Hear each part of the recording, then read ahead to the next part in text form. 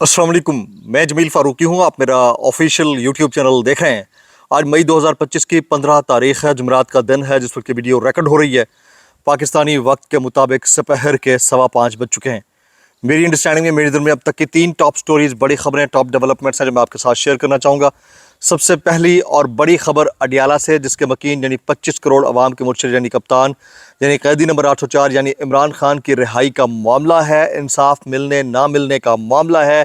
अदलिया के निज़ाम की दुरुस्तगी या अदम दुरुस्तगी का मामला है, जिसके ऊपर 6 मुअज़्ज़ज़ जजेस, निडर, बहादुर, बेबाक जजेस सिस्टम से टकरा गए हैं, डट गए हैं। अपने मारूज़ात के अंदर सुप्रीम कोर्ट को उन्होंने भेजे हैं। उसमें क्या मौक़िफ़ इख्तियार किया, इंतहाई डिटेल डिस्कशन है।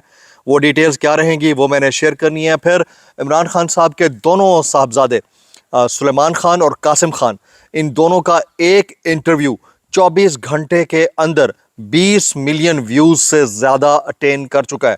ये वो क्लियर पॉपुलैरिटी है जिससे खौफज़दा है इमरान खान साहब का मुखालिफ। और उनके साहबजादे गो के पॉलिटिकल फिगर नहीं है, लेकिन इसके बावजूद उन्होंने एक मैसिव रीच अपने नाम की है।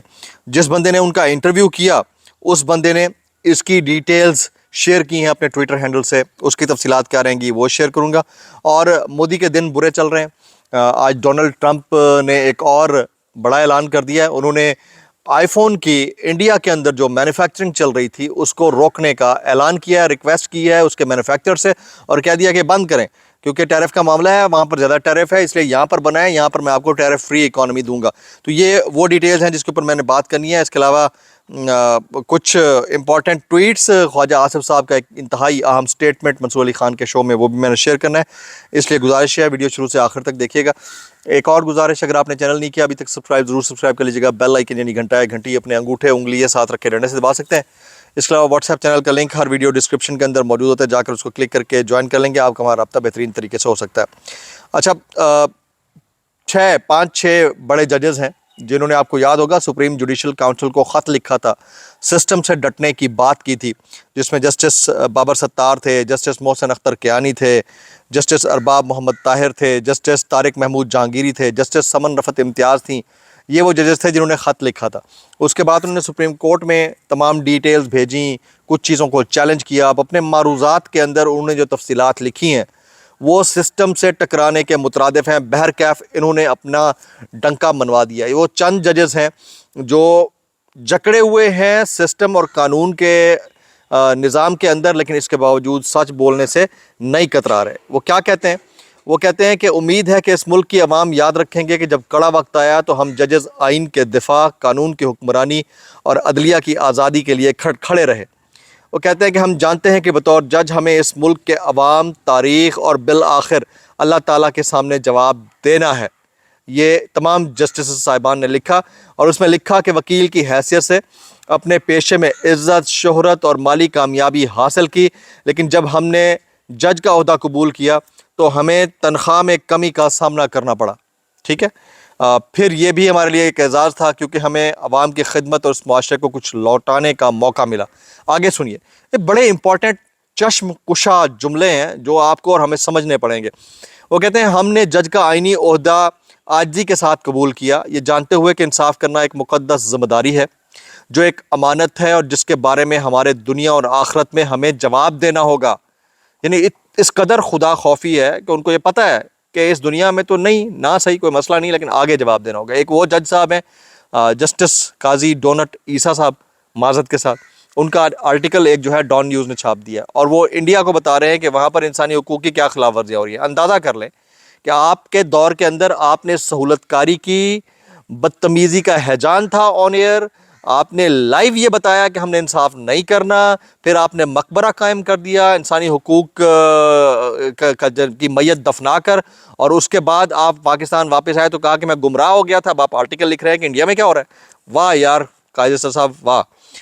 तो फायज़ ईसा साहब, तो अब जो है ये वाले जजेस भी हैं जो अपने हलफ की पासदारी के साथ खड़े हुए। ये कहते हैं हमने जो हलफ लिया उसमें वादा किया हम बगैर किसी ज़ाती फ़ायदे, खौफ, रियायत या जानिबदारी के इंसाफ करेंगे।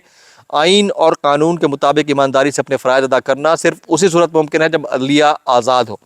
फिर कहते हैं हमारा यकीन है कि अगर कोई जज अपना या अपने इदारे की आज़ादी पर समझौता करे तो वह इंसाफ की अमानत का हक अदा कर सकता है। نہ ہی عدلیہ کی حرمت کو قائم رکھ سکتا ہے، اور جب عدلیہ کی اخلاقی طاقت ختم ہو جائے تو اس کے فیصلوں کی کوئی اہمیت نہیں رہتی۔ یہ وہ تمام ججز ہیں جنہوں نے سپریم جوڈیشل کاؤنسل کو خط لکھا تھا اور سسٹم کے سامنے ٹکرا گئے تھے۔ ہم اس مقدمے سے نہ کوئی ذاتی فائدہ چاہتے ہیں اور نہ ہی کوئی شہرت۔ اگر یہ صرف ہماری سینیارٹی کا مسئلہ ہوتا تو شاید برداشت کیا جا سکتا تھا، لیکن جو کچھ ہوا وہ اسلام آباد ہائی کورٹ پر قبضے اور اس کی آزادی کو ختم کرنے کے مترادف ہے اور ناقابل قبول ہے۔ پھر کہتے ہیں آپ کے تحت ہائی کورٹ صرف چیف جسٹس کا نام نہیں تمام ججوں پر مشتمل ہوتی ہے۔ ہم یہ بھی سمجھتے ہیں کہ جج ہونے کا مطلب ہے کہ جو کچھ آپ کے دور میں ہو رہا ہے اس کی ذمہ داری آپ پر ہے۔ اسلام آباد ہائی کورٹ ججز ٹرانسفر اور سینیارٹی کیس میں justice Mohsin Akhtar Kayani, justice Tariq Mahmood Jahangiri, justice Babar ستار، جسٹس سردار اعجاز اسحاق خان اور جسٹس سمن رفعت امتیاز کا تحریری بیان۔ تو it was a detailed reply to all the questions nation wanted to، اور بڑا زبردست سم اپ کیا ہے انہوں نے۔ بہرحال اپنے حلف کے ساتھ کھڑے ہوئے ہیں۔ تو میری نظر میں یہ وہ ججز ہیں جو سسٹم سے ٹکرائے ہیں، اور یہ آپ کے ساتھ شیئر کرنا تھا۔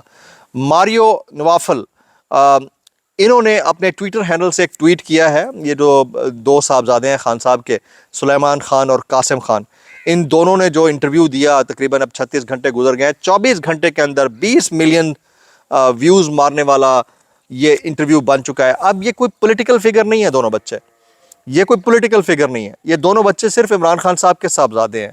آپ چیک کر لیں ماضی قریب یا بعید کے اندر کسی بھی پولیٹیکل پرسنالٹی کے کسی بچے کو اتنی پذیرائی ملی ہے جتنی ان کو ملی ہے۔ اس کی وجہ کیا ہے؟ Just because they are the spouse of Imran Khan, that's it. اس کے علاوہ کوئی بات ہی نہیں ہے، یہ سمجھنے کی ضرورت ہے۔ اور عمران خان کتنا کلیئرلی پاپولر ہے یہ دکھا دیا ہے انہوں نے۔ تو 20 million views, it's a big knock, سمجھنے کی ضرورت ہے۔ اگر سمجھنے والے سمجھیں تو سمجھنے کی ضرورت ہے۔ اچھا، علیمہ خان صاحبہ نے آج میڈیا ٹاک کی ہے، وہ کیا بولی ذرا سنیے گا۔ وہ کہتے ہیں عمران خان ہی پی ٹی آئی کے چیئرمین ہیں، سب کو اجازت لینے انہی کے پاس جانا پڑ رہا ہے۔ بیرسٹر گور کو انہوں نے پارٹی تک پیغام پہنچانے کے لیے عہدہ دے رکھا ہے، کسی کو شک ہے تو میں کیا کہہ سکتی ہوں۔ انہوں نے کہا آدھے گھنٹے میں جج انصاف دے سکتے ہیں لیکن ضمانت کی تاریخ نہیں دے رہے۔ پھر کہتی ہیں وکلا نے کہا ہے کہ آدھے گھنٹے کے دلائل میں فیصلہ ہو سکتا ہے اور عمران خان کی رہائی ہو سکتی ہے اگر سسٹم چاہے تو۔ ایک دو دن میں ہونے والے معمول کے کلیریکل کاموں کے لیے اب مہینوں جدوجہد کرنی پڑتی ہے۔ اب نوٹس ہو گئے، آئندہ بدھ کو بحث ہوگی، دیکھتے ہیں کب تک چلاتے ہیں، آگے عید بھی آ رہی ہے۔ علیمہ خان کی عمران خان کے کیس میں اسلام آباد ہائی کورٹ کی مبینہ سست روی پر تنقید۔ پھر کہتی ہیں پرول پر رہائی کی درخواست سے عمران خان لاعلم تھے، عمران خان جاننے کی کوشش میں تھے کہ کیا ہو رہا ہے، تو وقت کی کمی کے باعث ہم مکمل آگہی نہیں دے سکے۔ میری بات سنیں، یہ انہوں نے کمل چودھری صاحبہ سے متعلق کہا ہے کہ وہ ایک خاتون ہیں اور ان کی ٹریننگ ہونا ضروری ہے کہ پروفیشنلی کیسے بات کرتے ہیں۔ میں سب سے بات کرتی ہوں کیونکہ یہ مذاق نہیں ہے بلکہ عمران خان کی بات ہے، عمران خان کی بات کے اوپر ہم کمپرومائز نہیں کر سکتے۔ اچھا، میں آج کچھ مزید چیزیں بھی دیکھ رہا تھا، جیسے جنید اکبر صاحب کے متعلق سلمان اکرم راجہ کا سٹیٹمنٹ ہے، جنید اکبر خان بطور چیئرمین پبلک اکاؤنٹس کمیٹی کام جاری رکھیں گے۔ اچھا، آج کچھ اور چیزیں بھی ہوئی ہیں، کچھ اور ڈیولپمنٹس بھی ہوئی ہیں، جیسے Pak Bharat D G M Os کے درمیان تیسرا رابطہ سیز فائر برقرار رکھنے کے لیے اقدامات پر اتفاق کیا گیا ہے جناب۔ اس کے بعد عمران خان صاحب سے آج ملاقات کرنے کے لیے کچھ لوگ گئے تھے، ان سب کو ناکہ لگا کر روکا گیا، جس میں فردوس شمیم نقوی، اسامہ حمزہ، ان کو روکا گیا، اور ابھی تک کی جو اپڈیٹ ہے کسی کو نہیں ملنے دیا گیا۔ اڈیالہ جیل کے قریب ترین جو صورتحال ہے اس کے مطابق Firdous Shamim Naqvi, senator Faisal Javed, M N A Ahmad Chattha, واہگل ناکر پر روک لیا گیا ہے۔ پھر اب بات کر لیتے ہیں پولیٹیکل جو پرزنرز ہیں ان کی، جیسے صنم جاوید خان ہے۔ صنم جاوید خان کا ریکارڈ جان بوجھ کر پیش نہیں کیا گیا، کہا گیا کہ آئی او کے پاس ہے اور وہ فیصل آباد گیا ہے اس لیے ضمانت کے لیے کل کی تاریخ دے دیا۔ یہ حالات ہیں، ان حالات کے اندر کچھ پازیٹیو اگر ہو رہا ہے کہیں بیک اینڈ کے اوپر تو بڑی اچھی بات ہے۔ بہت سارے ہمارے دوست اب یہ کلیم کرنا شروع ہو گئے ہیں کہ معاملہ صرف ٹرک کی بتی کا نہیں ہے، اب ریالٹی کی طرف بڑھ رہا ہے، اور ریالٹی کی طرف بڑھتے ہوئے معاملے کو آپ اور ہم نظر انداز نہیں کر سکتے۔ اب انڈو پاک کرائسس کے اوپر میں کچھ بیانات شامل کر لیتا ہوں اس ڈسکلیمر کے ساتھ، اگر آپ کو میری بات بری لگتی ہے تو معذرت، زیادہ بری لگتی ہے انتہائی معذرت، اور زیادہ بری لگتی ہے سانو کی کیسے کر لیتے ہو یار۔ جیسے خواجہ آصف صاحب کہتے ہیں لوگ ناراض ہیں، منصور علی خان کے شو میں اس نے سوال کیا منصور نے کہ لوگ ناراض ہیں کہ نواز شریف کو جو کردار ادا کرنا چاہیے تھا وہ کردار انہوں نے ادا نہیں کیا، یہ سوال کیا اس نے۔ جواب میں خواجہ صاحب بولے میاں صاحب اگر تھوڑے سے بھی ایکٹیو ہوتے ہیں تو شہباز شریف اور مریم نواز اوور شیڈو ہو جائیں گے، نواز شریف ان دونوں کو زیادہ سے زیادہ سپیس دے رہے ہیں۔ سر جی ایسا بھی کیا اوور شیڈو کا خدشہ ہونا کہ آپ ایک لفظ نہ بول سکے؟ ٹھیک ہے، آپ بہت بڑی سٹیٹمنٹ نہ دیتے، ایک ون لائنر دے دیتے مودی اور انڈیا کے اگینسٹ، وہ آپ نہیں دیں گے کیونکہ میں نے شرٹ کا چیلنج کر رکھا ہے، ٹھیک ہے، بنیان میں پہنتا نہیں ہوں تو شرٹ، بنیان اور مرسوس تھا تو وہ میں پہنتا نہیں ہوں تو شرٹ ہے میرے پاس، تو مودی صاحب کے اگینسٹ جو ہے نا ایک جملہ بول دیں میاں نواز شریف صاحب، میں مطلب یہ شرٹ ان کو گفٹ کر دوں گا، بڑی اچھی شرٹ ہے۔ اچھا جی آگے چلتے ہیں جی۔ یہ chairman P T I barrister گور نے عمران خان اور حکومت کے درمیان ڈیل کی خبروں کو مسترد کر دیا ہے۔ انہوں نے کہا کس چیز کی ڈیل؟ عمران خان ناجائز اور ناحق جیل میں ہے، سب کو پتہ ہے، بات ہی ختم ہو گئی۔ اچھا عظمہ بخاری صاحبہ نے حال ہی میں ایک کامنٹ کیا تھا کہ بھارت کے خلاف پورا آپریشن نواز شریف نے ڈیزائن کیا۔ اس کے اوپر طلعت نے سوال کیا عطا تارڑ سے کہ عظمہ بخاری کا کہنا ہے کہ سارا جنگی منصوبہ نواز شریف کی نگرانی میں تیار ہوا، یہ کب اور کہاں کیسے ہوا؟ تو طلعت صاحب نے سوال پوچھا تو وہ کہتے ہیں دیکھیں وہ ہمارے قائد ہیں، میں جنگ کی تفصیلات میں نہیں جاؤں گا، آئیں مائیں شائیں، اور پروگرام تو بڑھ گیا۔ میں اتنا کہنا چاہوں گا بھائی کیسے کر لیتے ہو یار، کیسے کر لیتے ہو یار۔ ڈیٹیلز اپ ہو رہی ہیں وقت کے ساتھ ساتھ، چیزیں بدل رہی ہیں، کچھ چیزیں پازیٹیو ہیں، کچھ ڈیٹیلز آ رہی ہیں اور شیئر کرتا ہوں، کچھ نہیں کر سکتا۔ دعا میں یاد رکھیے گا۔ السلام علیکم ورحمۃ اللہ وبرکاتہ۔